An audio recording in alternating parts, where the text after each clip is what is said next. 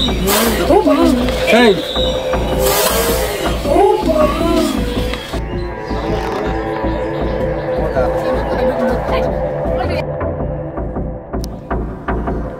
মুহূর্তে আমরা এসে উপস্থিত হয়েছি।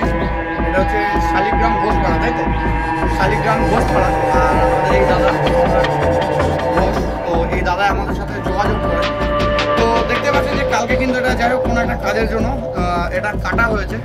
আর এটা কিন্তু বেশ অনেকটাই গর্ত করা হয়েছে। আর তার মধ্যে কিন্তু একটা গোপ্র সাপ, যেটা কিন্তু কাল রাতেই পড়ে গেছে। তো আমরা এখন সেটাকে উদ্ধার করবো, কারণ বুঝতে পারছেন যে যেভাবে পড়েছে ও কিন্তু ওখান থেকে উঠতে পারে। আর এই গরমকালে ওরা কিন্তু রাতাকালায় খাবারের সন্ধানে বেরিয়ে তখনই হয়তো রাতের ভিতরে পড়ে গেছে। তো যাই হোক এখন আমরা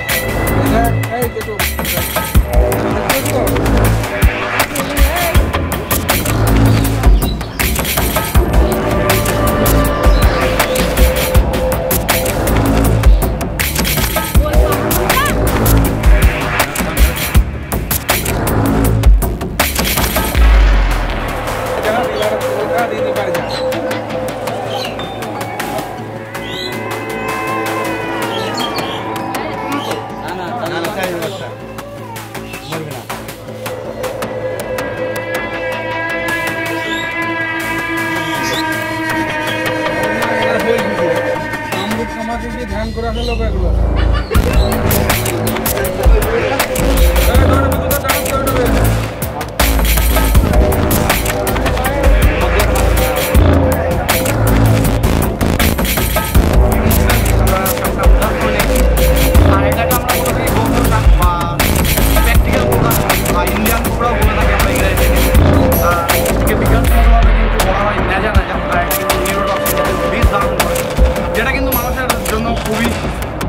বলতে পারেন যে মারাত্মক একটা বিষ, যেটা কিন্তু মানুষের শরীরে একবার প্রবেশ করে চিকিৎসা না করলে অনিবার্য। তো যাই হোক এখন এটা আমরা নিয়ে যাবো। তো এখন আমরা এটাকে নিয়ে যাবো এবং নিয়ে গিয়ে আবার তার নিজের যে বন্য পরিবেশ আমরা ফিরিয়ে দেবো। তো চলুন দেখা হচ্ছে। ধরেছি ভাই, ধরেছি, তুমি ভয় নেই। সরো সব সরো, সব সরো। কিছু নেই, পাশে চলে যাও। পেয়ে যাবে সব। চ্যানেলটা দেখে না, সেই চ্যানেলে ক্লিক করলে। তো এই মুহূর্তে আমরা চলে এসেছি জঙ্গলের মধ্যে। দেখতে পাচ্ছেন যে সাপটাকে রিলিজ করার জন্য।